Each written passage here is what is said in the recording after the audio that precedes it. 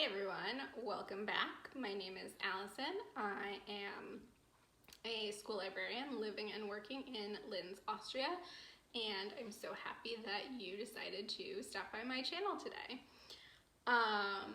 If you are a consistent watcher of my videos, which I imagine it would be difficult to do because I am not a consistent poster of videos quite yet, you may have noticed that I did not post a wrap-up of any sort for the books that I read in the month of September.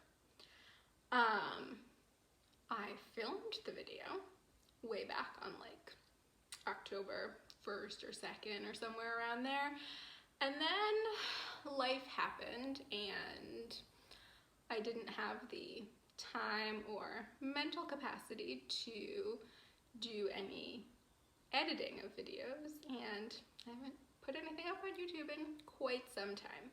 So that's not great, but I figured that since I did film me talking about all those books, might as well do one super long wrap up of everything I read in September and October. So before I tell you about everything I read in October, we're going to go back in time to the Allison of early October, so I can tell you about all of the books I read in September. So let's go. Hey everyone, welcome to my channel. Welcome to my new apartment. My name is Allison. I am an American working as a librarian in Linz, Austria, and today I am going to be sharing all of the books that I read in September. September was actually my worst reading month of the year. When I tell you how many books I read, you're going to think that I'm being ridiculous, but I only read 14 books this month. I have been averaging 20 or more, and there are only 2 other months so far this year when I didn't hit that 20 book goal, so I'm a little sad, but also I just moved from the temporary place I was staying into this new apartment, and school has started to ramp up, so again, I'm gonna give myself a break for September and hope that October will be a little better. But of course, it doesn't actually matter the number of books you read, just that you're reading what you like and that you're enjoying it. So anyway, I'm trying out this setup today. I don't know if it's going to be what stays the setup. I don't like how some of the light is hitting. And I also don't know if I love the background, but that's enough of a tangent. Let's talk about all of the books that I read. Also want to let you know that right now I don't have the internet yet in my apartment. So like I would normally just have Goodreads pulled up on my phone, or not on my phone, on my computer, so that I could look at them, but since I currently use my phone to film these videos, I can't have Goodreads pulled up at the same time. I also have like no office supplies or anything in my apartment, so I wrote down all the books I read on a receipt because I am super cool. Anyway, let's get into the books. So the first book I read in September was The Chandler Legacies by Abdi Nazemian, and this one is not out yet. I think it comes out in early 2022. But I have loved the other 2 YA novels that Abdi Nazemian has written, and this one did not disappoint as well. It is set at an elite boarding school, which is always a setting that I enjoy. But I'm pretty sure, so it's also told in multiple perspectives. So the story is set in an elite boarding school. It is told in multiple perspectives, which is my favorite, and I'm pretty sure every single one of those characters who has a perspective shared is part of at least one marginalized group, maybe multiple, maybe they have intersecting marginalities as well. So those are good, and it's very much sort of about what it's like to be a marginalized person at an elite boarding school and the racism, sexism, microaggressions, all of those things that come with that.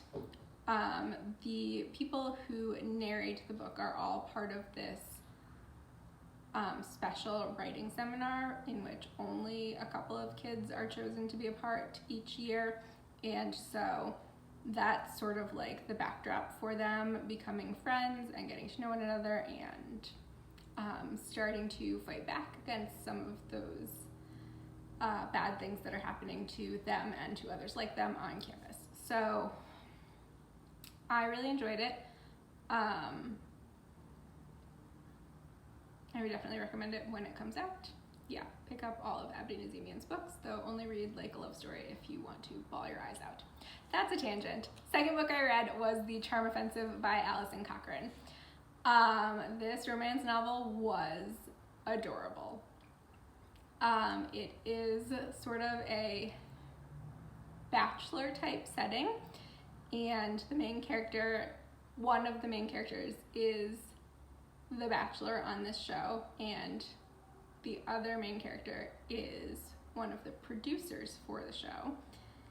And instead of falling for one of the women, the bachelor type character and the producer type character are falling for each other. And there were definitely some like things in this story that really annoyed me with both of the characters. Like, obviously all humans have flaws, right? And so it's good that those are integrated into fiction works. That's totally normal and fine, but like some of the things just really bothered me. This was a month ago, so I don't remember exactly. I just remember being like, why can't you get your stuff together, main character?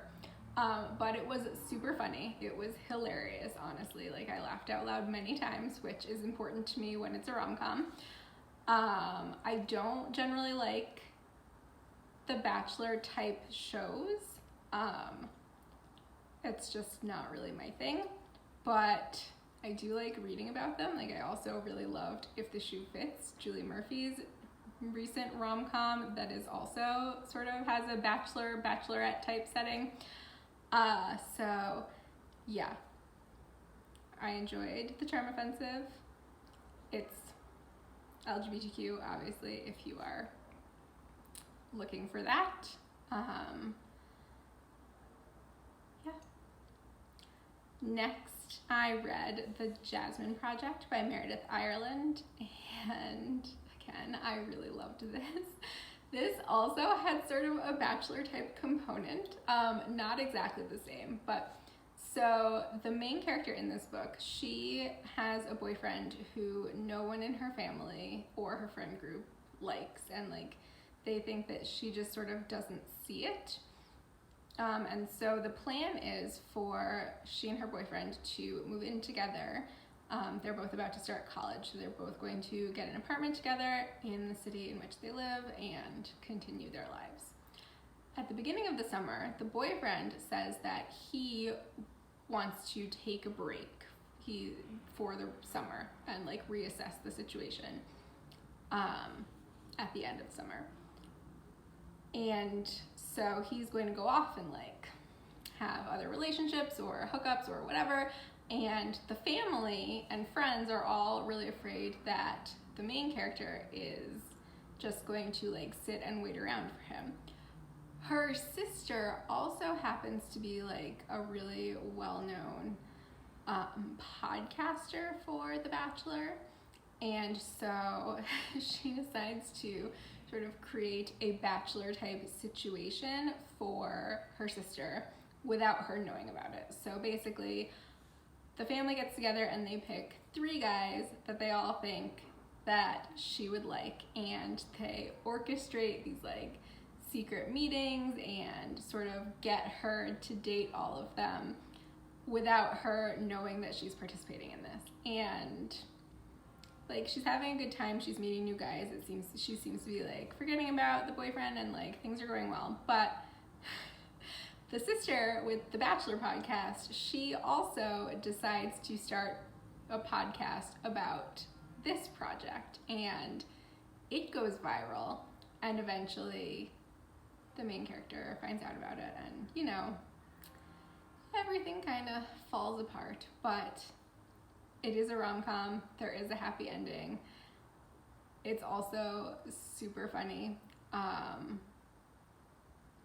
liked all of the boys, which doesn't usually happen for me. Like, usually at least one of the characters in this type of situation would make me go bonkers. The main character is also adopted, and I believe that the author is also adopted, so it is own voices in that regard. And I think that there's still just really not a lot of YA that features adopted characters, so it's always good to have more of that. So overall, the Jasmine Project was excellent, even if you don't like The Bachelor. Next, I read The Charmed List by Julie Abe, which honestly I think does not come out until July of 2022, and I would not have read it this early if I had realized how far away the publication date was. But I really, really loved Julie Abe's first middle grade Eva Evergreen Semi-Magical Witch. I know the sequel is out now, but I haven't read it yet. So when I saw that she had a YA, I was just like, you know what? I am in the mood for more Julie Abe. Let me read this. And it is adorable. I don't know if you've read The Secret of a Heart Note by Stacey Lee, but it totally has those same vibes.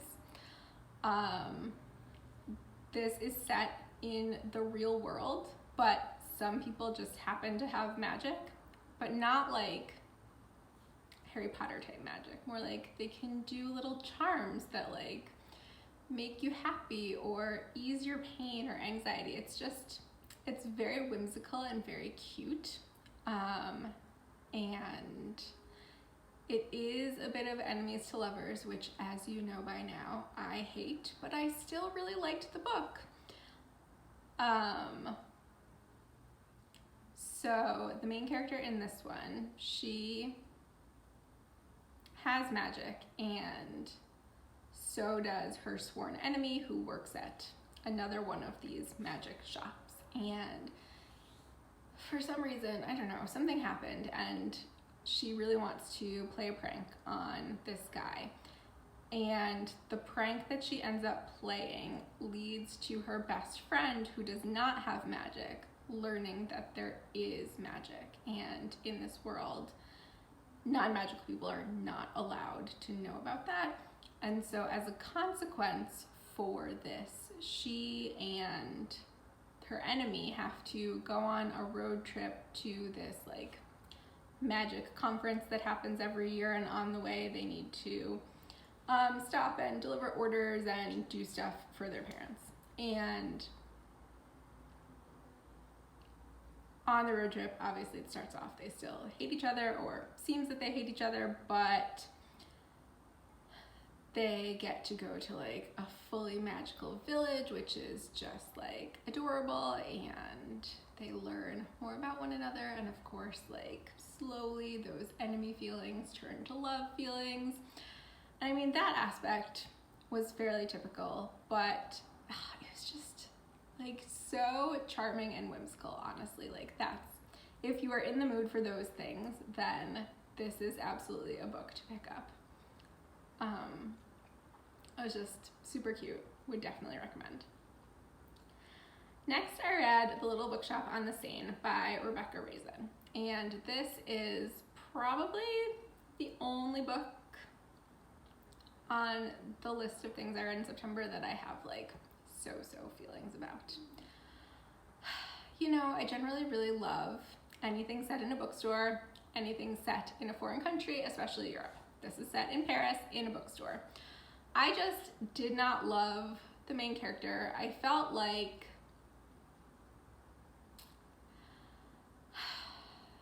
I hated her relationship. Like, I honestly thought that it was going to be one of those books where like she realizes how bad her relationship really is and finds someone better to date.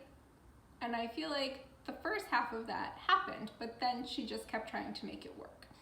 And I still, at the end, was not convinced that this was a decent guy. So I didn't like the romance aspect of it. I I guess I also feel like her friends seem to have tons of like her friends back in Connecticut. So this woman does like a bookshop exchange with her friend who runs a bookshop in Paris. And I guess I didn't really like how the bookshop owner from Paris went and like was having just a romp of a good time over in the US and like had left all of these serious problems and super high expectations for her like the American to deal with in the Paris bookshop. And like I didn't feel like it was fair, and it caused a lot of stress for her, and it just, I don't know, it just left like a bad taste in my mouth, I guess. The whole situation just made me really angry, despite the Paris bookshop setting. So, I mean, I'm not gonna say don't read it if it sounds like something that you're interested in. You wanna see how an American fares in Paris, like, go for it. But it wasn't my favorite. But next, I read possibly my favorite book of the month. I read The Kindred by Alicia Dow. It's also not out until early 2022, so I apologize that you can't read it right this instant, but it was so good. If you've read The Sound of Stars by Alicia Dow, then it is set in that same universe, but it is actually set well before The Sound of Stars. It is an awesome sci-fi with a fat black main character, and my favorite thing about it was when they had to go to Earth to escape some like trouble that was happening on their own planets, and just their reactions to being on Earth and human people was just hysterical. But there's a great love story, and there's lots of good sci-fi too, so wholeheartedly recommend pick it up as soon as you can. Then I read The Worst Best Man by Mia Sosa. So starting September 15th began Hispanic Latinx Heritage Month in the United States. And even though I am not in the United States, I am trying to read only books by Latinx authors for this month, from September 15th to October 15th. So Worst Best Man kicked off my Latinx Heritage Month reading. Despite this being an enemies to lovers romance, I enjoyed it a bit more than most of those. So the main male love interest wasn't as irredeemable to me as many in enemies to lovers trope books are, so that added to it. And it was a solid story, a solid rom-com. Not my most favorite, but I enjoyed it and I'm glad I read it. Then I read Spirit Run by Noe Alvarez, which is a memoir of this man who has Mexican parents, and at least one of his grandparents is from an indigenous group native to Mexico. I can't remember the name of the indigenous group, but I think it starts with a P. Sorry. And he is sort of struggling. So he decides to participate in this ultra marathon that takes place from Alaska to Panama. And at the same time, other groups are running from the tip of South America, Tierra del Fuego, also up to Panama, and meeting in the middle. And at this point in his life, he has recently started college and is sort of struggling with the weight of what it means to be a first-generation college student with immigrant parents who are essentially migrant workers.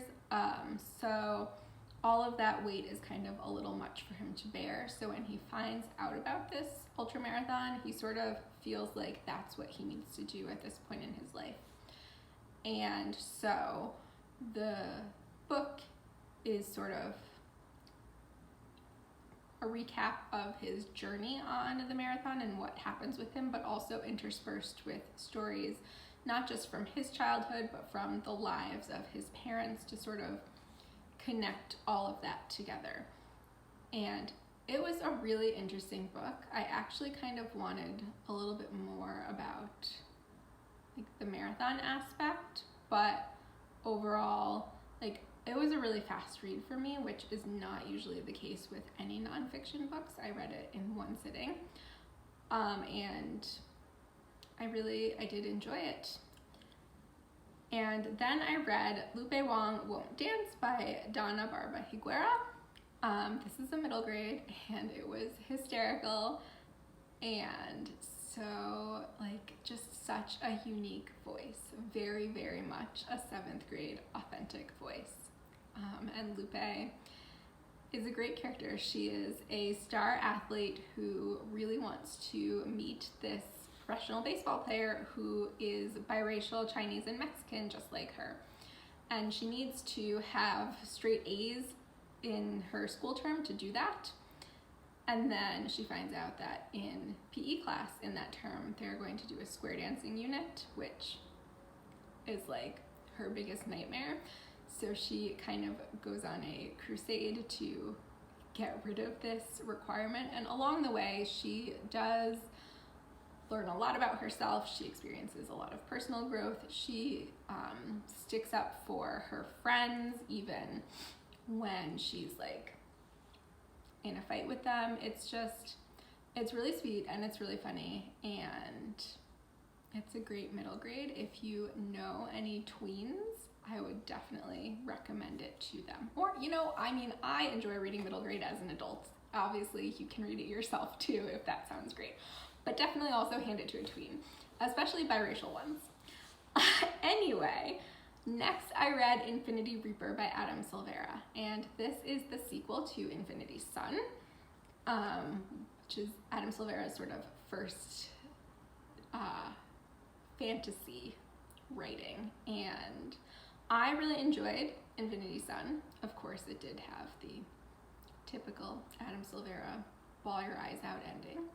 We won't get into that. Infinity Reaper, I don't want to talk too in depth about, because if you haven't read the first one, then basically everything is a spoiler. But I will say that if you read the Young Elites trilogy by Marie Lu, and you liked it, and you enjoy the trajectory that Adelina goes down, one of the characters in the Infinity Cycle, and in Infinity Reaper, is sort of going in that same direction. That's very strongly the vibe that I picked up when I read this one. I'll also say that I really enjoyed that the book picked up right where the first book ended, and so we were right back in the action of things. I didn't feel like it felt like a second book slump at all, which I really enjoyed. There are always a couple of characters who I wish like we got to see their perspective, or we just got more about them, but obviously you can't give every single character a chapter, and that I get, but there's also some romance stuff that's going on that is not my favorite, because I think that as the series continues into the third book, this very adorable character who I love is not going to get the romantic ending that he deserves. But that's just pure speculation on my part. We will see when the third book comes out. Either way, a solid second book to the series. I'm definitely going to be continuing it. I, have mixed feelings about Adam Silvera breaking my heart so many times, but we soldier on. Then I read As If on Cue by Marissa Cantor, and I really, really loved Marissa Cantor's first book, What I Like About You. I thought it was super cute and a great story, and I was really excited for this one, even though it is enemies to lovers, and the enemies to lovers aspect infuriated me. But more than that, I wanted to just pick up every single adult in this book and shake them. And I think I've mentioned before how one of like my pet peeves in YA books is bad YA parents. And I understand that like many teenagers do have conflicts with their parents, and that's realistic for telling stories about teenagers, but it just makes me so angry. And there's one parent in this book and one school person in this book, principal, who just with their decisions and their actions make me want to, I don't want to say something violent and awful, but like seriously, I just want to be like, what are you doing as an adult? How are you this clueless? How do you think this? Anyway, I don't want that to take away from the plot of the book, which I did really like. I thought that there was a lot in this book to recommend. The main character in the book, she is in the drama club, and at her school, all of the arts are going to be cut except for the band, which is like doing really well and brings in money for the school. And so the school decides that because they're financially successful, they can say, but everything else, all of the singing programs, all of the other art programs, drama club, musical theater, they're all gone. And of course, Natalie, she's the main character, her enemy, Reed, is in the band, and her father is the band director. So, it's a tangled web going on. And Natalie and a bunch of kids from the other arts club have banded together to sort of come up with a plan to show the schools committee that the arts all matter and they should be able to continue their clubs. Like, even if there's not a lot of funding, they can make it work, they can do fundraising, etc. That's what they want. At the same time, she gets involved in a prank war with Reed, the band boy, the enemy.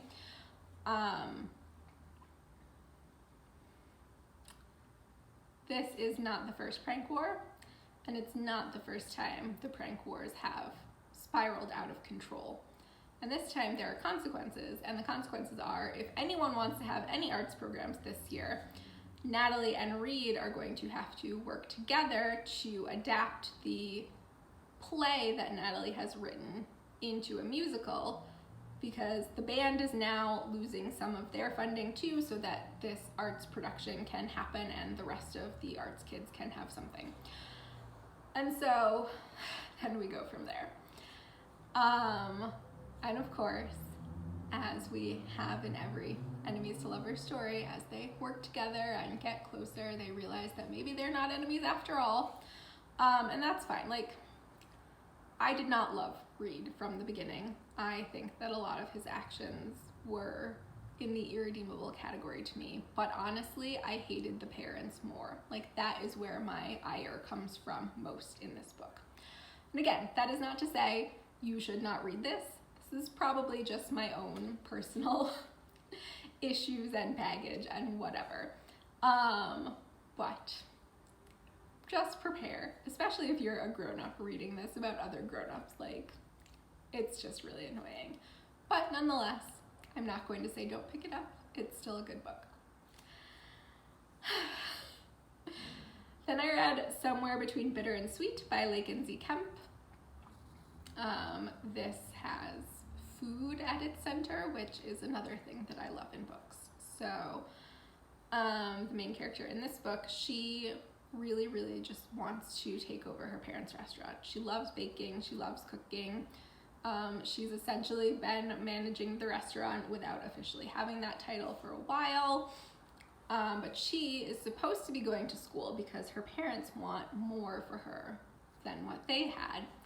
And she has been signed up for taking nursing classes and been pretending to go to them. And then she finally comes clean to her parents that she doesn't want to be in school. She wants to work at the restaurant, and they give her this ultimatum that she can sort of do what she wants. Well, first, her dad fires her from the restaurant. And then her mom tells her, like, she can keep living at home if she goes to school, but if she doesn't want to be in college, then she needs to find her own place to live. And so it's sort of like about this person growing up a little bit and facing the real world and figuring out how she's going to make it and do what she loves. And there is another character who has gotten a job at her parents' restaurant, and they have a really quick connection that very quickly transitions into romance. And it wasn't too, like, grossly insta-lovey. It was a little bit of insta-love, but I don't know, it didn't really bother me, honestly. I really liked him, and I liked the storyline about him being undocumented, because I do think that that's something we don't necessarily see a lot of in YA.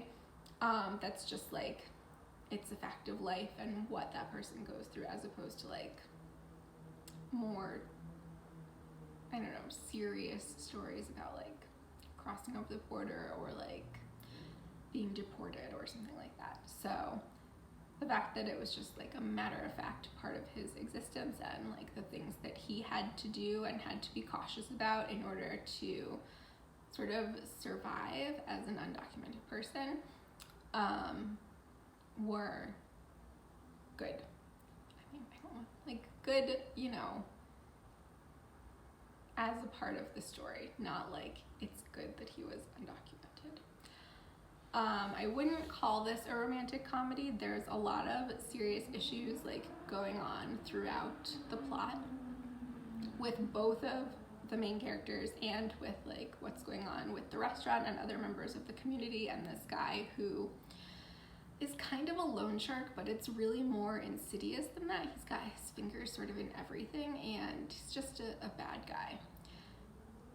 So it is a more serious romance, I would say, but there's still that romance aspect, and the baking and the restaurant community, it's all really good. I definitely would say that it's a good book to pick up. And I read Symone Breaks All the Rules by Debbie Rigaud. I'm sorry, I don't know how to pronounce her last name. This is another author whose debut I loved. She wrote the book Truly Madly Royally, which I love anything with royals, so that made me happy.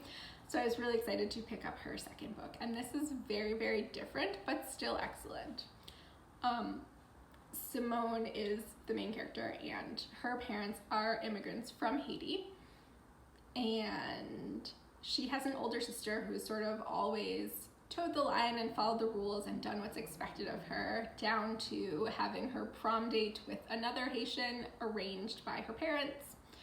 And Symone gets to her senior year in high school, and she is kind of tired of the very strict immigrant parent experience, and she bands together with a couple of other girls at her school who have had similar parental experiences to make this sort of bucket list of things that they're going to accomplish during their senior year to break out from these like restrictive immigrant parents.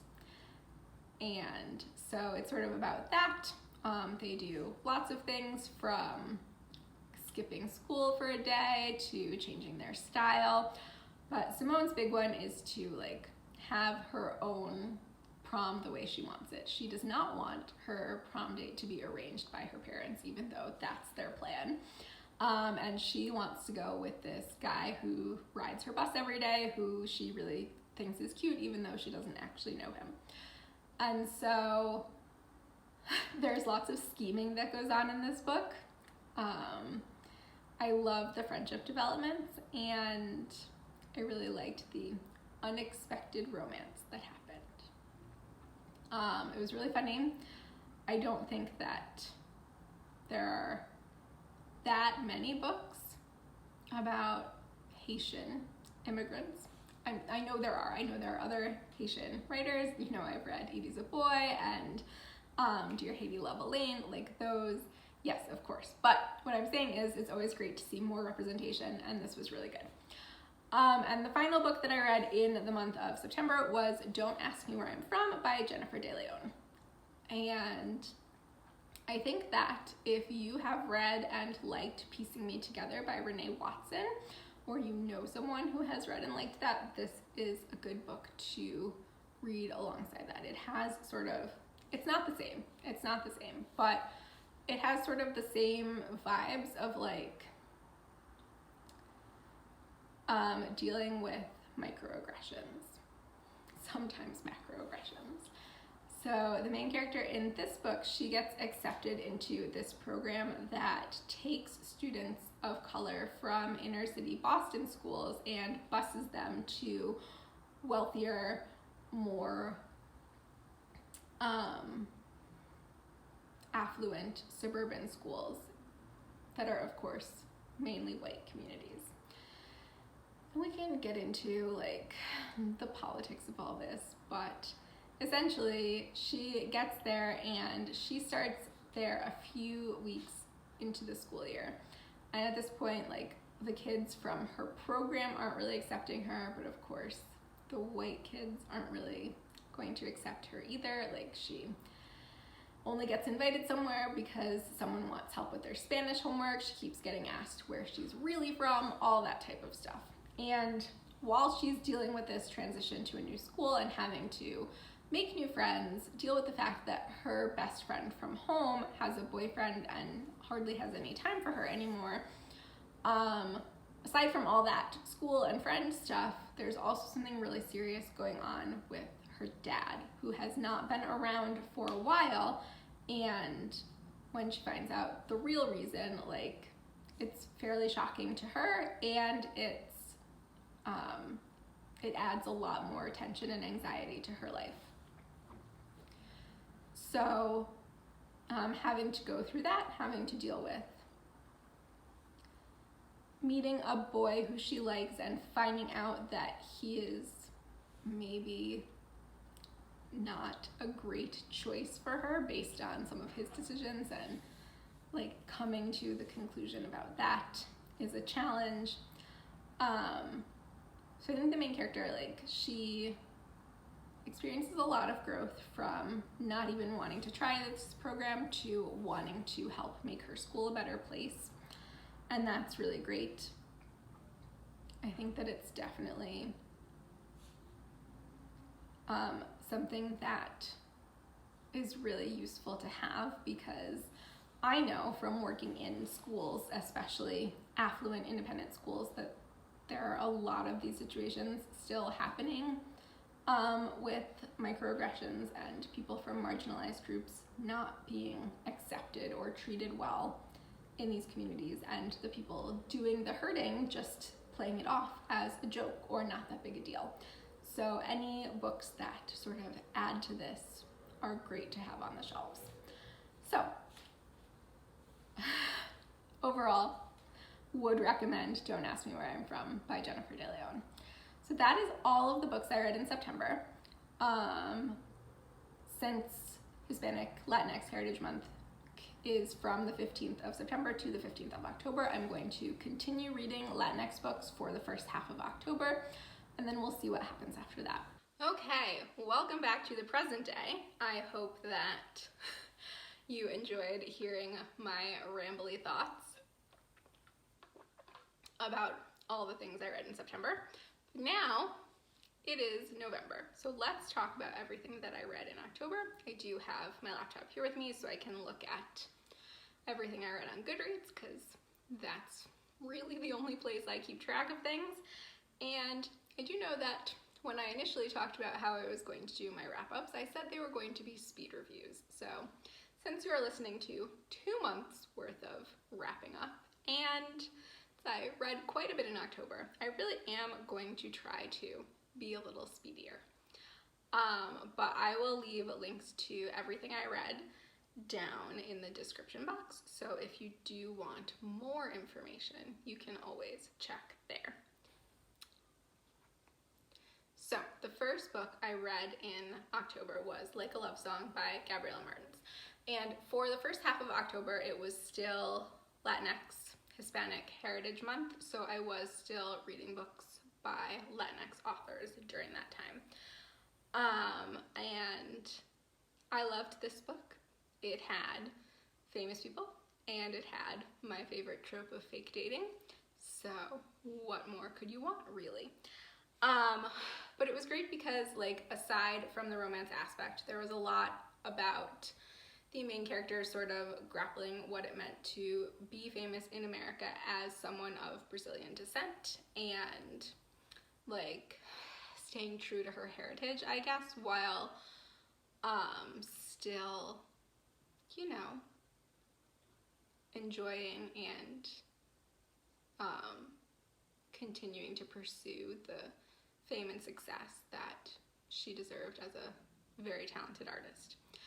Plus, the love interest was British, which, you know, I never say no to a good British romance hero. So, all in all, I definitely really liked that one. Then I read Furia by Yamil Said Mendez. And even though I really, really dislike soccer, I like books about sports and girls playing sports, even if that sport is soccer.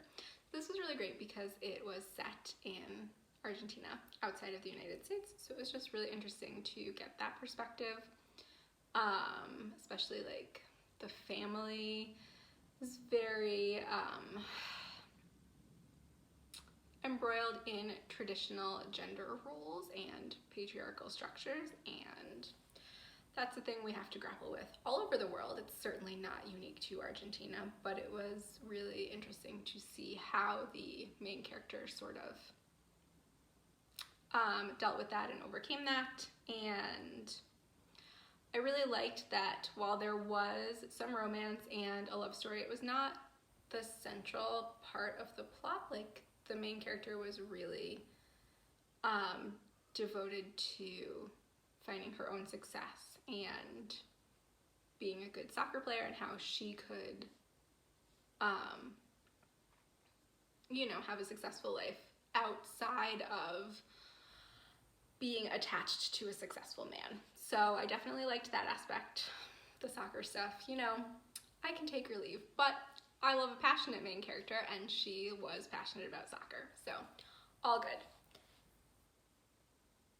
The next book that I read in October was Ophelia After All by Raquel Marie, and this is probably going to end up being one of my favorite books of the whole year.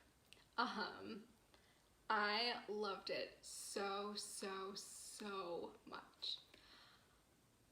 So the main character is a little bit of a disaster. She is, like, just starting to realize that she may not be, as she has always believed to be, a straight woman. In fact, she might be bisexual or something outside of the normal, like, heterosexual spectrum.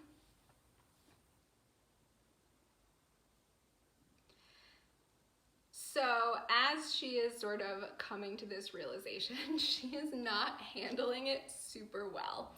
And, you know, I feel like it's just a very authentically teen experience. I really liked it for her, and I think that it's something that if you hand this book to teens, anyone who is sort of figuring out their identity themselves would probably find it relatable.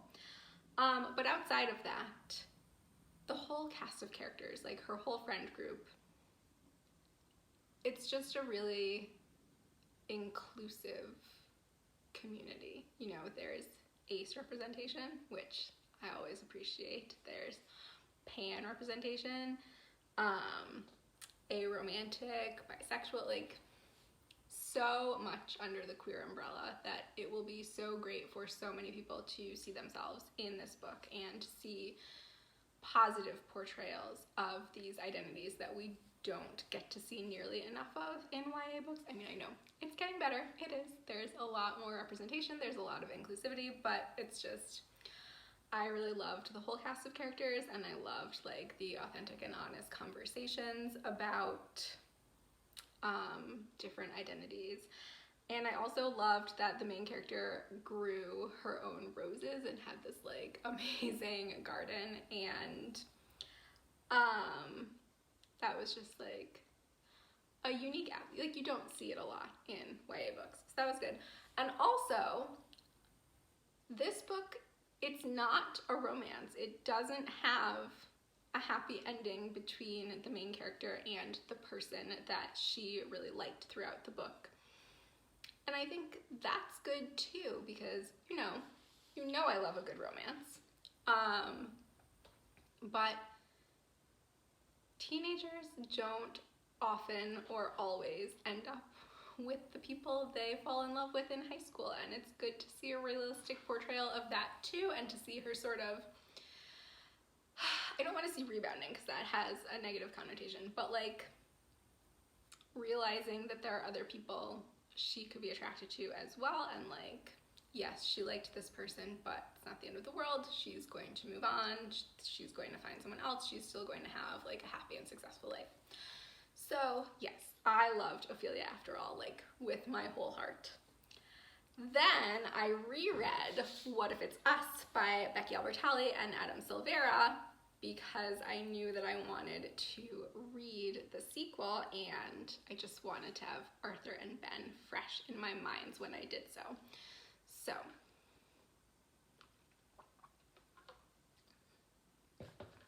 I'm going to say something potentially controversial, which is that I don't love What If It's Us. You know, I am possibly the biggest Becky Albertalli fangirl over the age of 30, so I don't want to take away from her devoted teen fans. And I love me some Adam Silvera as well. Like, They Both Die at the End is one of my all-time favorites, and I loved both of the Infinity Sun books, Infinity Sun and Infinity Reaper.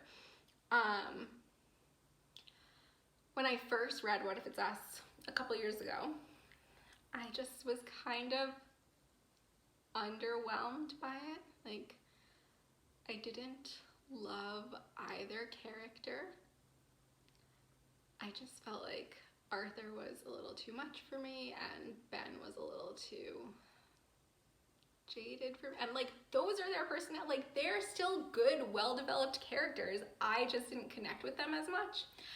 And like, I wasn't even super disappointed with the ending because I just didn't care about them as much. That sounds terrible. I'm sorry. Becky and Adam, I still love you. But because I am still a giant fangirl for Becky and Adam, I, of course, wasn't going to not read the sequel. So, like, I felt similarly about What If It's Us this time around, but I was like, you know, I'm doing it. I have the sequel, I'm reading it, let's go. So then, after I read What If It's Us, I read Here's to Us. I kind of felt a little bit similarly about this one.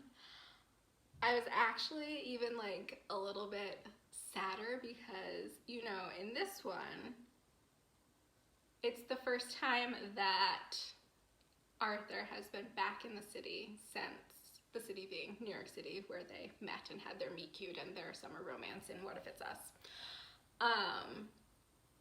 Arthur hasn't been back there since that summer, and now he is back. He got like a really great internship, and he's going to be sharing an apartment with his best friend from high school, and he and Ben have sort of, they stayed friends for a while, but they've sort of drifted apart. They're both with other people at the beginning of this book, and I fell in love with the person Arthur was with.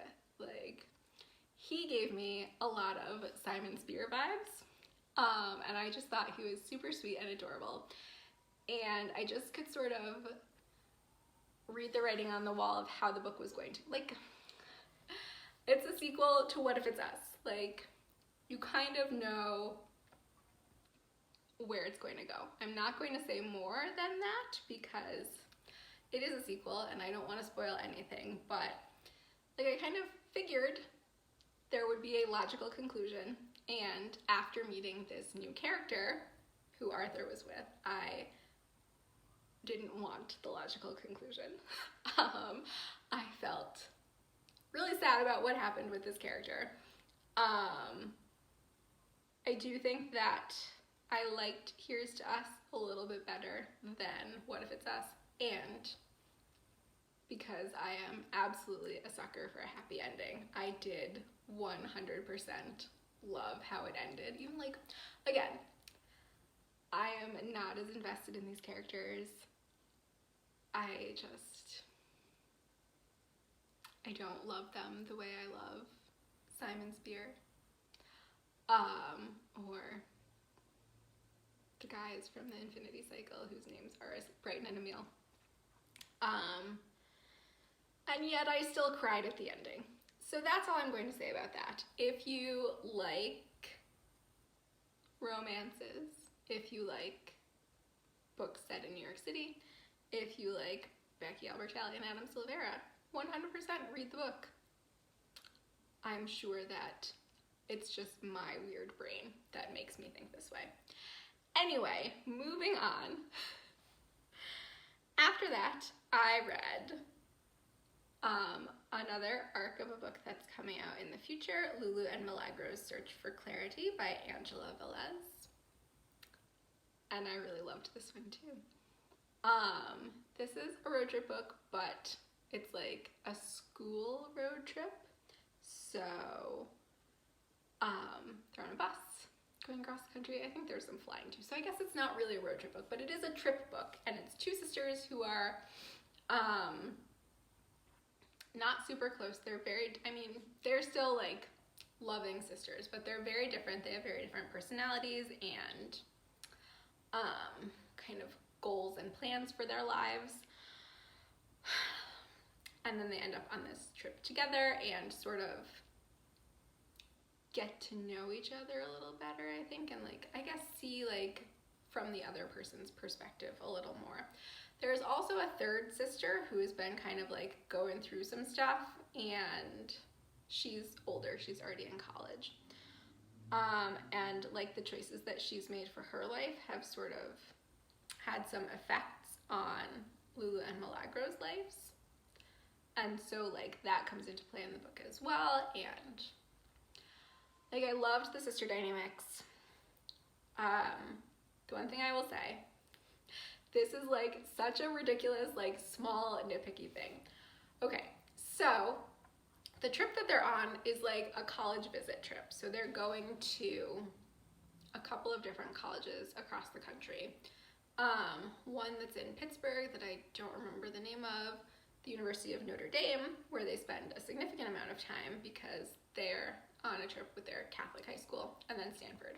So I went to Notre Dame for college, and something that really bothers me is when like things that could be easily researched are inaccurate. And there were just so many little details that I was in this, and like, okay. So they spend the most time of any of their college visits at Notre Dame. It's like 2 full days there. So there's a lot of information about like what they're doing there. And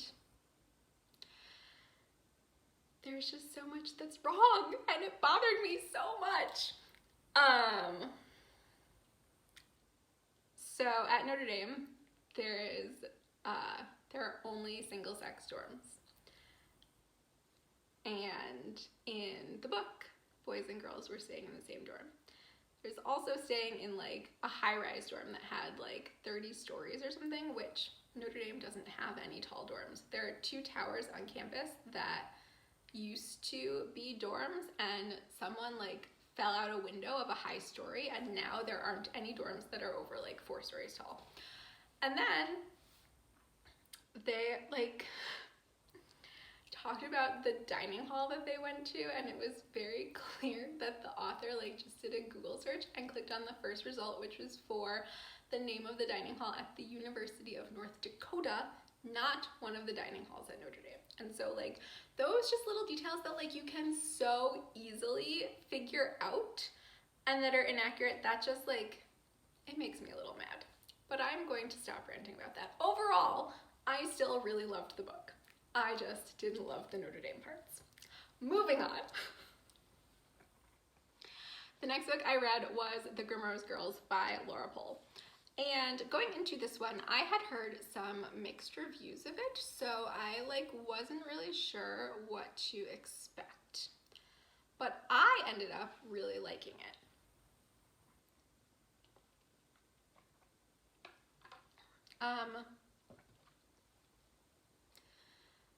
It's kind of a fairy tale retelling, but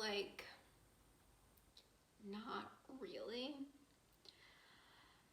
So first of all, it takes place at a fancy boarding school, which, as you know, is a setting that I love. And it also has a very inclusive cast of characters. Trans characters, ace characters, bi, straight, different ethnicities and racial backgrounds. All the inclusivity. I mean, not all, but I liked that. And you can sort of tell from the beginning that some of the characters very much resemble certain fairy tale characters. And as it turns out,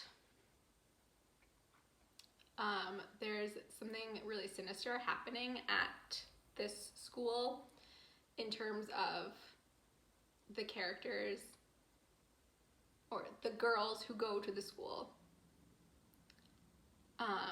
dying in the same way that characters from well-known fairy tales do. And there's a lot going on in figuring out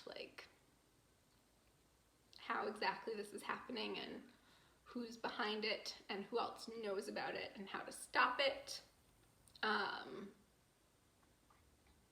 I believe that there are going to be more books in the series. I can't remember if it was a big cliffhanger, but it definitely felt like there could be more to the story.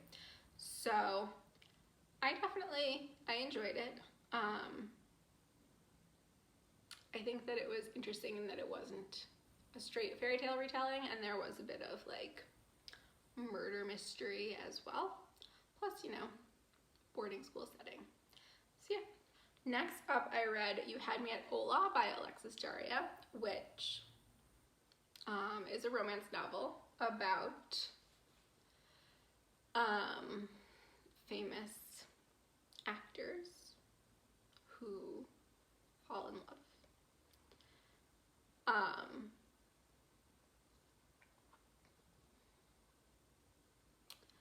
I don't remember a whole lot about it. I mean, I liked it. I remember liking it.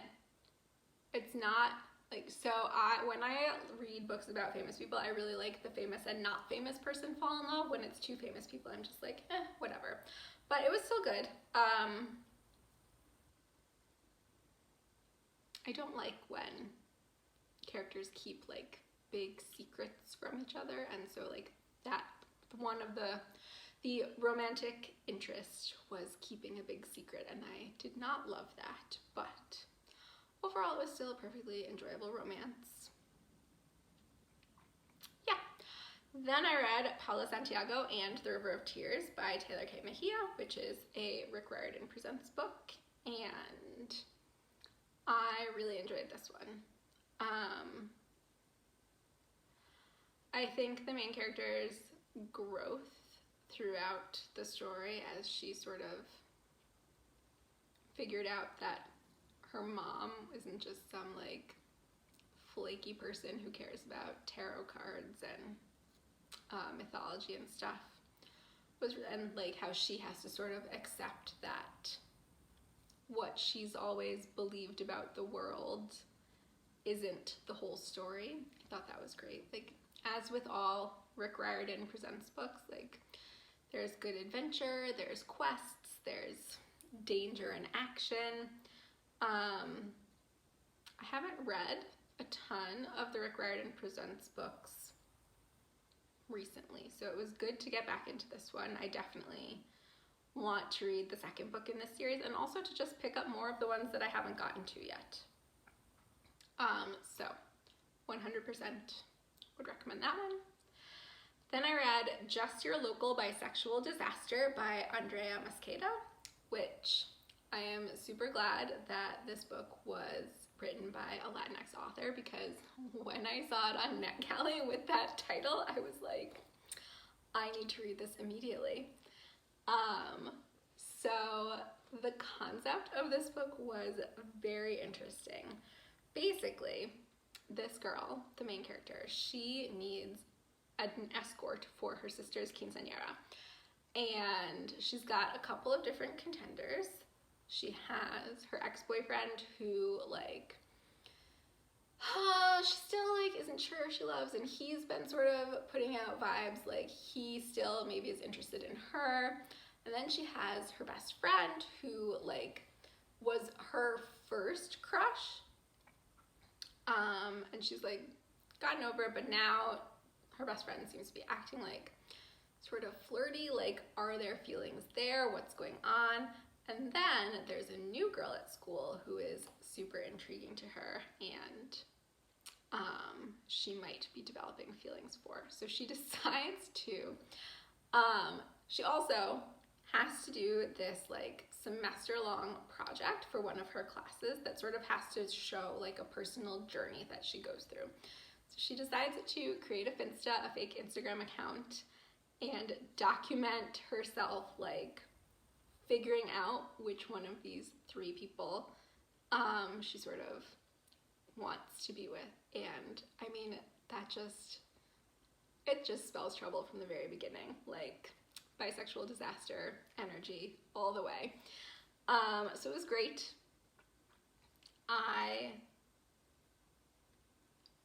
Honestly, I really loved the whole book. I enjoyed all of the characters. There's also a male best friend in this one, and that's something that I always really like to see is, you know, friendships outside of like singular gender friendships. I just think that we need to see more of that because it does happen. And the setting was just so descriptive and so vivid. It's set in the Rio Grande Valley in Texas, and like the setting was basically an additional character in the story. So yeah, I 100% think that you should pick that one up as soon as you can because it was fantastic. So then the last book I read during the first half of October for Latinx Heritage Month was Island Affair by Priscilla Olivares. And even though this is a fake dating book, I did not love it.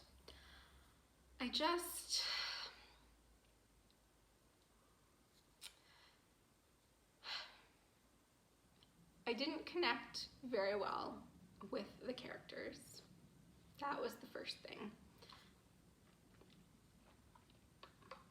And the other thing was I just felt weird about how the author approached the like steamy / romancy aspect of it. Like there was so much like yearning and description of attractiveness in like the beginning, and then there weren't any like on-page steamy scenes that I can remember. I think it was mostly fade to black, but then they would go back and like do like recaps of steam, and I'm just like, then why not just show it? I don't know, it seemed weird to me. It just wasn't my favorite style. I mean, it was still like a fine book. If you like fake dating, if you like the setting of the Florida Keys, like definitely pick it up and see if it's to your taste. It just wasn't my favorite romance novel ever. Nonetheless, I wouldn't say it's a bad book or not to read it. It just wasn't my most favorite of all the things I read in October. So then I read When You Get the Chance by Tom Ryan and Robin Stevenson, which is a book set in Canada, which is exciting, and set during Pride Month when the main characters are both queer and both really want to go to the Toronto Pride celebration. And there's a lot more going on with like complex family dynamics and figuring out relationships and what's going on in life and how to be a good person and all of that. But there's also the like quest to get to Pride and to enjoy Pride. And so I really liked most of the aspects of this book. So it's told in dual perspectives from two cousins, one boy and one girl, and the male main character did kind of get on my nerves a little with his,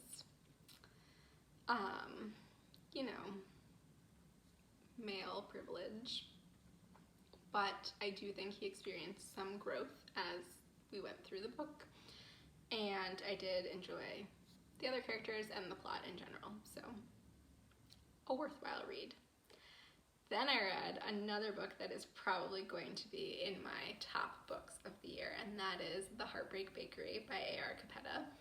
And this book is set at a queer-owned bakery in Austin, Texas, and it's just so wonderful. The main character is agender, and this character does not,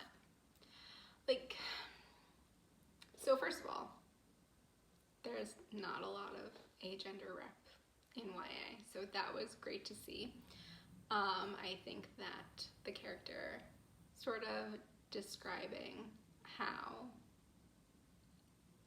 their relationship to pronouns is really interesting, and just something that those of us who have never struggled with identity, really, it's good for us to see and read about. I've never questioned that I was a girl. I've never felt weird in relationship to my gender, so I really, that's not something I have experience with, so I do like getting to see those different perspectives. The love interest is trans and demisexual, which, again, all the ace rep, please. Just inclusivity in general.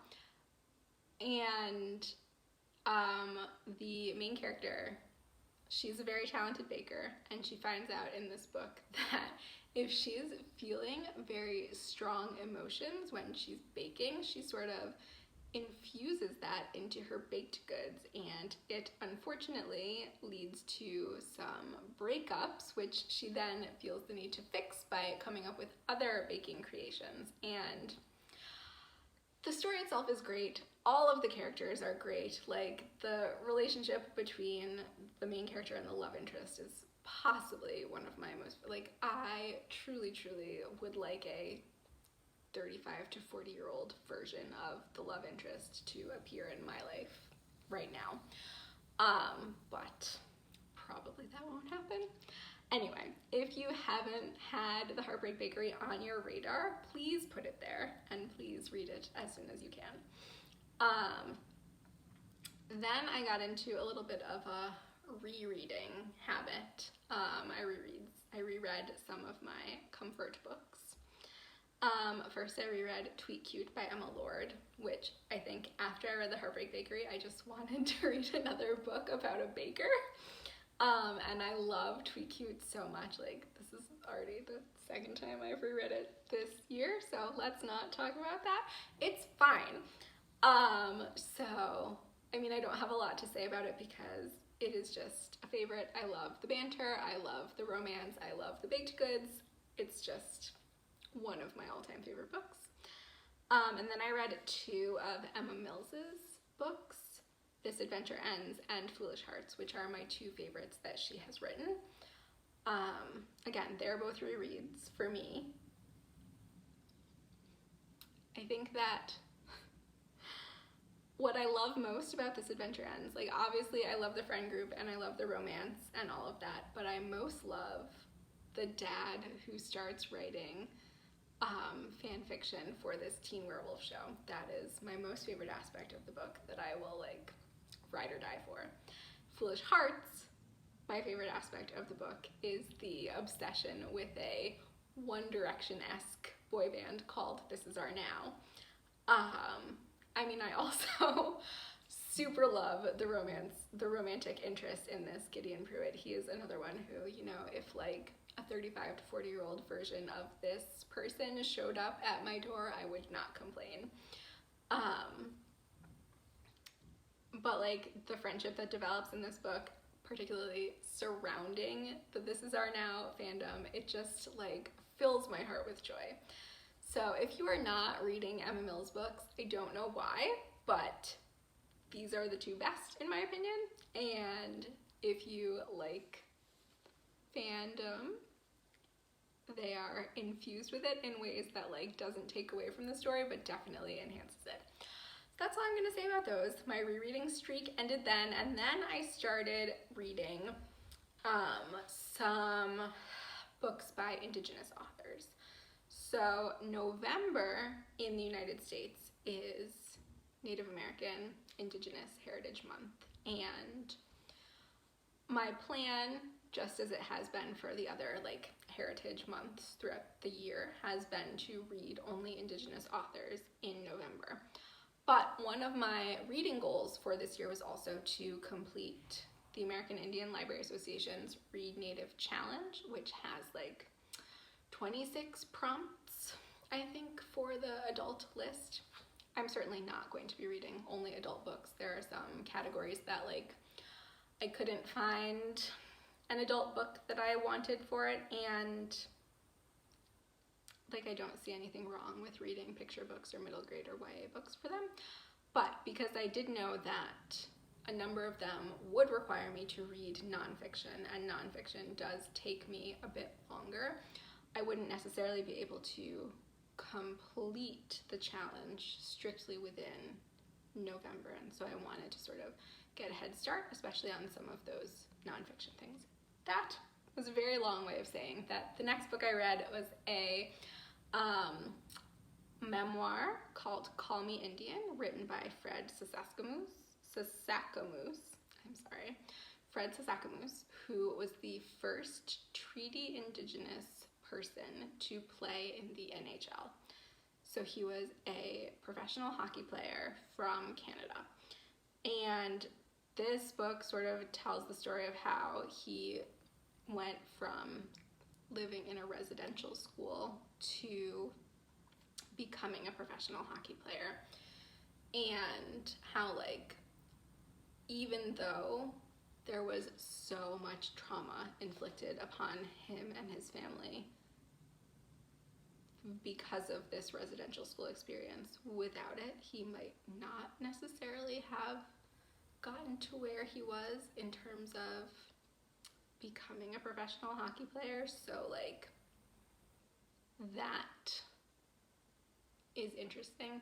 And then he really, like, he was only in the NHL for a short time, and he continued to play hockey professionally, just not in the NHL for a number of years. But it's just an interesting look at how like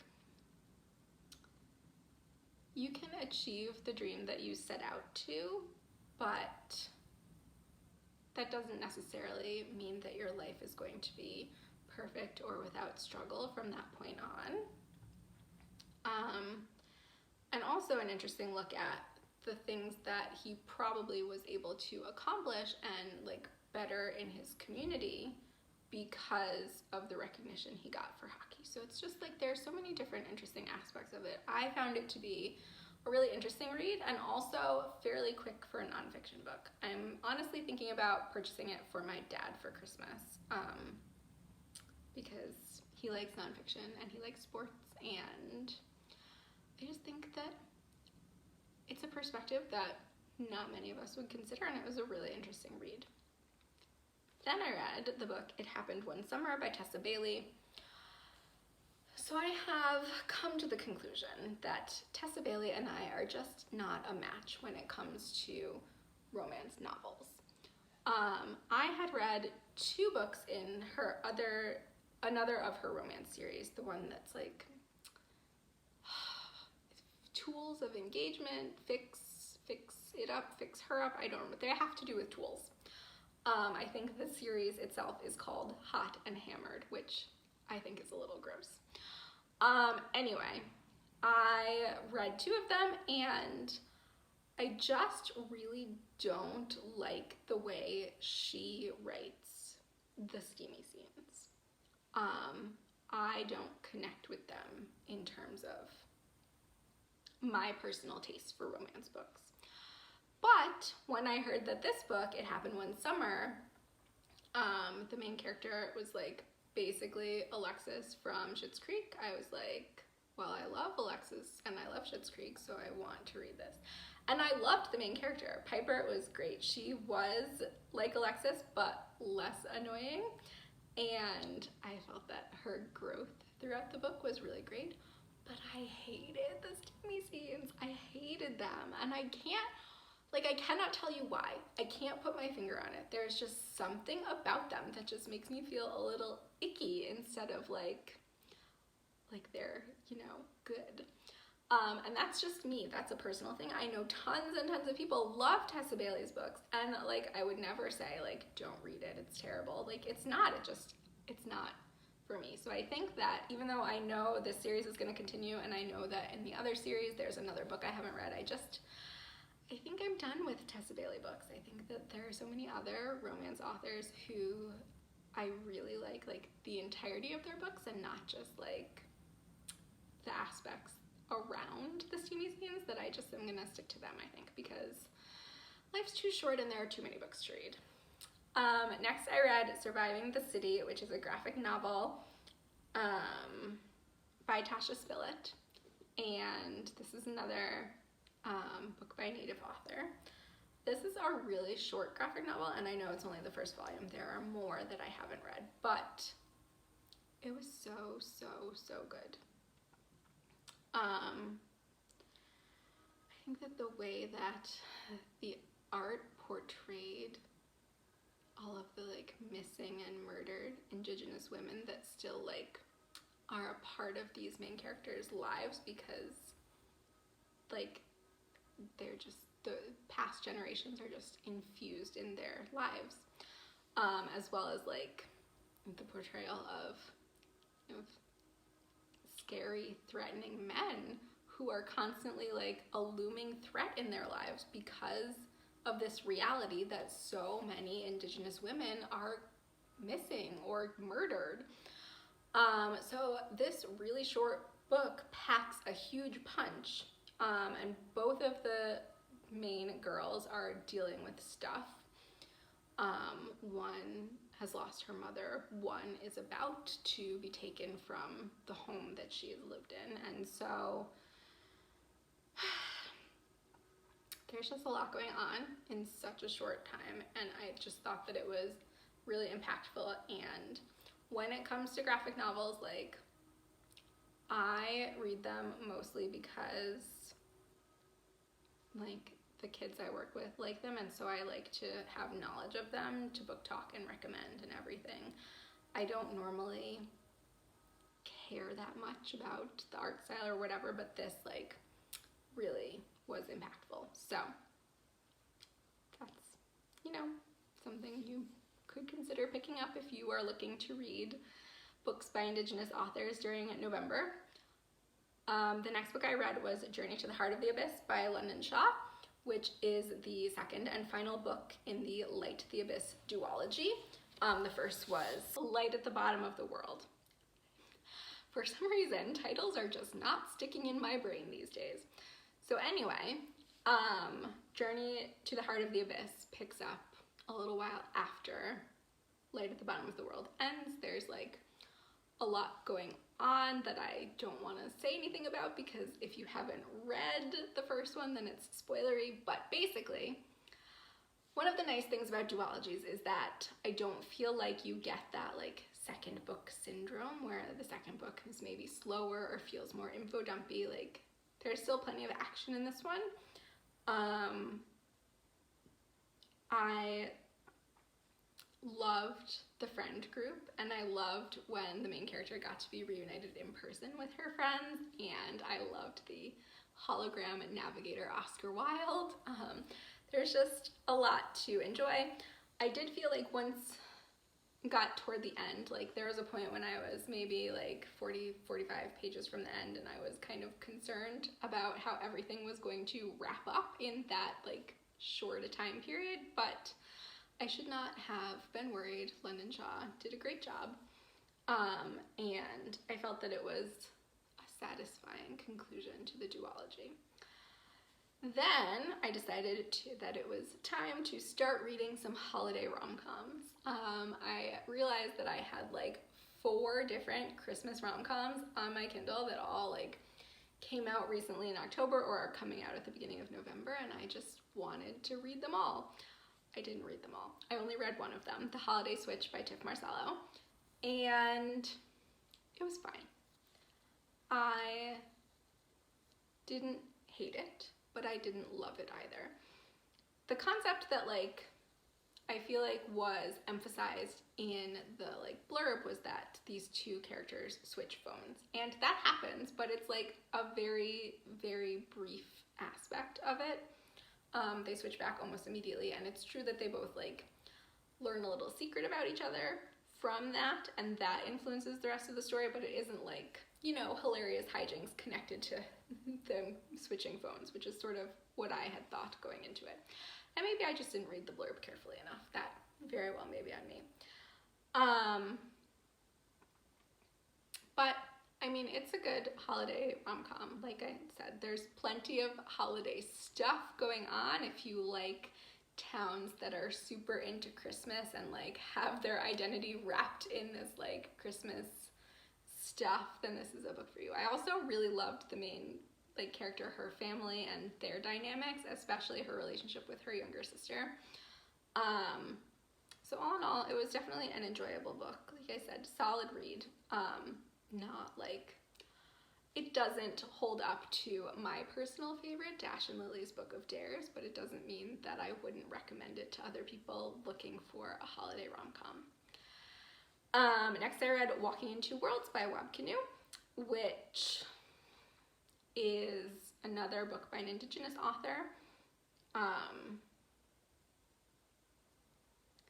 It is kind of a near future sci-fi book that I guess is sort of in the same vein as like Ready Player One or Warcross or even Slay, in that there's like a virtual reality, augmented reality game that's sort of at the center of everything.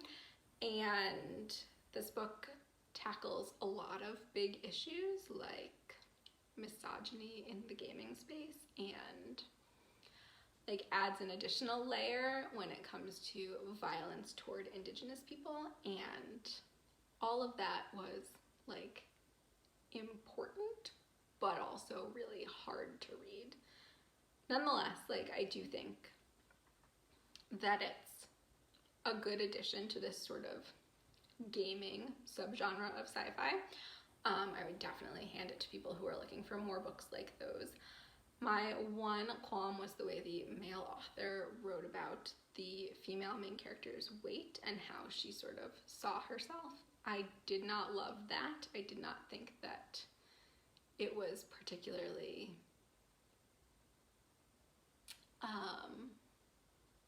helpful when it comes to the world of fat acceptance, but that might just be my particular interpretation, and other people might not feel that way. So you can read it and decide for yourself.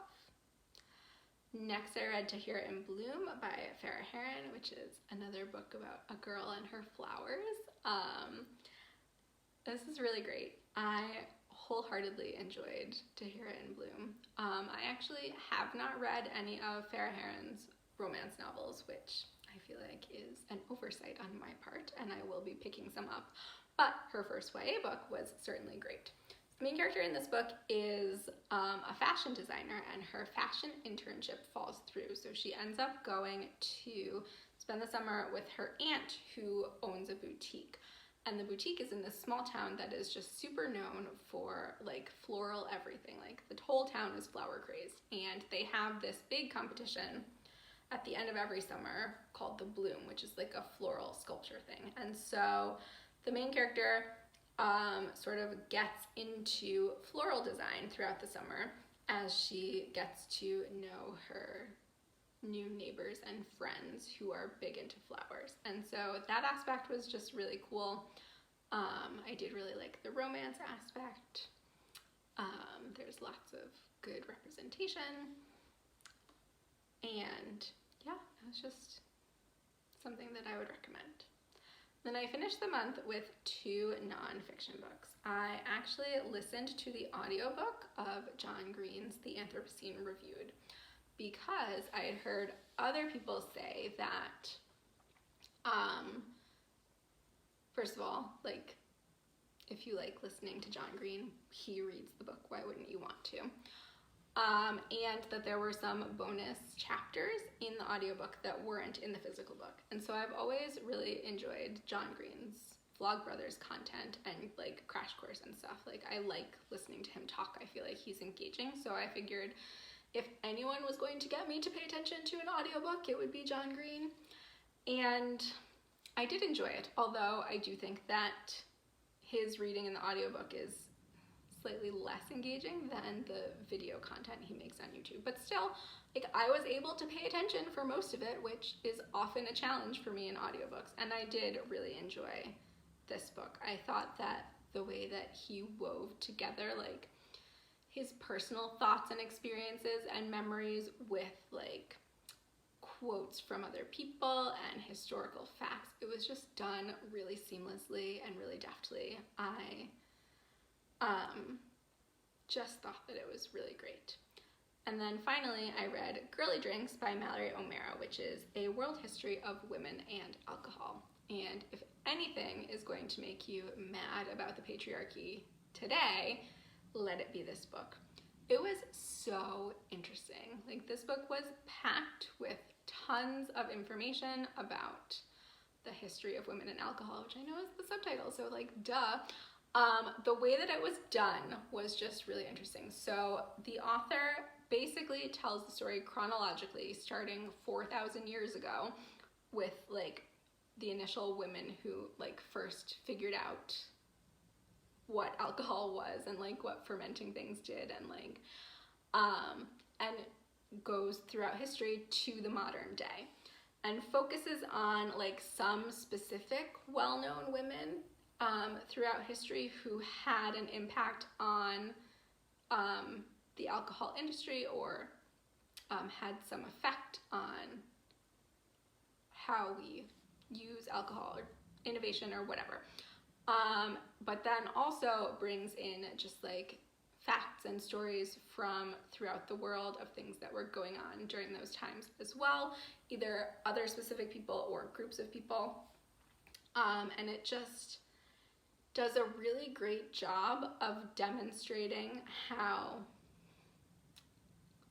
women have been at the forefront of alcohol innovation from the very beginning of alcohol's existence, and how the patriarchy has been awful for thousands and thousands of years, which I know, we all know on an intellectual level, but just reading it chapter after chapter, all of these things that men did to like, oh God, it just makes me so angry. And this is like one small aspect. This is just like alcohol, but men wanting to control everything related to women meant that more women were in poverty, more women lost their livelihoods, more women like weren't able to make progress in their careers when they could otherwise. And it's just like, can you just give us a break? Go do something else, men. Anyway, those are all the books that I read in October, and you got to hear all the books I read in September as well. This is going to be a really long video, and I'm sorry, and I hope that you enjoy it. If you want to tell me the best book you read in October or September, please feel free to leave me a comment, and otherwise, I will see you guys soon.